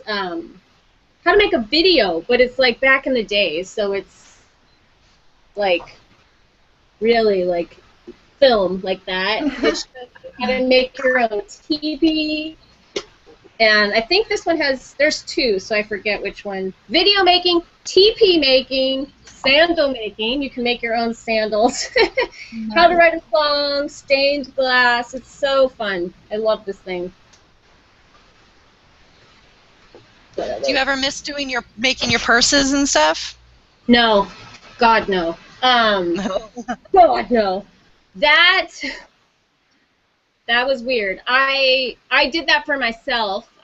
For people that don't know, I illustrated on handbags, and then people liked it, and they were like, "Oh my God, you have a business!" And people would pay me, "Can you do that for me?" So I turned it into a business, and the bags were like, for a good sized bag, it would be like $300 to $400. But they were hand illustrated. It had to be leather, and I did it with Sharpie, and they became really popular. I got press, and a lot of orders came in, and they got featured on the TV show I was working on, and it became a nightmare because I was just sitting there like illustrating illustrated one-of-a-kind bags, and then I realized at some point that I was like making minimum wage by the time I was done making a bag and shipped it off to the person. And then that's when I got hip to doing, hey, you can illustrate something and then turn it into a book or a print, and you only have to draw it once, and then you can sell it multiple times. So I had to learn that the very hard way. And now I see those bags everywhere. Dolce & Gabbana, I think, did some. Prada did some. And I think another big brand did bags like that. So I was feeling very cool. Like I was too cool for school. I was ahead of the curve. It looks like we've got like a minute and a half left. Is it going to cut us off, or do we just... Yes. It might, actually. Maybe we should share what we have and say our goodbyes. I'm sorry, I just got chit-chatting. No, it's cool. I just noticed the time, and I was like, oh, it's almost 1. Well, Ray, we haven't seen what you've made. Are you close to being done? Meh. I've got a lot of stuff cut out, but kind of witchy. I'm really big into dragonflies, and a little altar there. In a book. And I got the moon sheet. Yep. So it'll be in my little book, and I'll add some more stuff to it.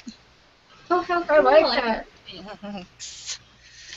Have you done Manifesting with the Moon? My friend Dawn's course. She's all about goddess stuff and moon, like relating the moon and the goddess together. I'll send you a link. Yeah, send me a link. I know Flora came out with that new book. I haven't gotten around to that one yet. Yeah. I like Dawn's course. It's really cool. It's fun. I've gone through it. It was awesome. I think, in case we get cut off, much love, guys. Thanks for having a party with me. Thank you. It's been so fun. Yeah. Bye. Goodbye. Goodbye. It's been great with you guys. Yes, Yeah, thank you. So fun. Yeah, all of you I know from the internet, so it's so neat to get to hang out with you face. Bye. Bye. Bye, guys. Mwah.